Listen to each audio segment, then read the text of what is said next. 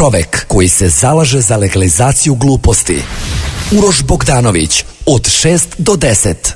Kabinet premijera, izvolite. Ja sam htio da predložim nekome iz vlade kako da popuni budžetski deficit. Ako nije problem da dostavite u pismenoj formi, jer ja sam lični sekretar premijera, tako da koleginica koja radi drugi deo dolazi kasnije. Za vikend ima jako dobrih utakmica širom Evrope, pa sam htio da predložim da članovi vlade uplate mnogo tiketa po kladionicama.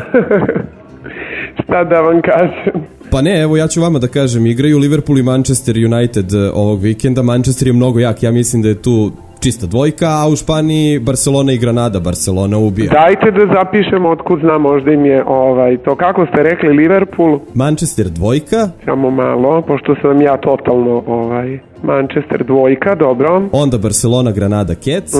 U Italiji Inter, Siena i to je kec. Siena, to je, kako šta se tu piše, jedinica, jel? Jeste, jedinica, jedan. Dobro. I u Nemačkoj Schalke Bayern, tu je dvojka po mojoj proceni ko vrat. I kažite Dačiću da to zaista uplati. Ja mislim da će ovaj tiket doći. Hvala vama na predlogu, ja ću preneti. I pozdravite ga puno. Hoću, hvala vam, prijatno.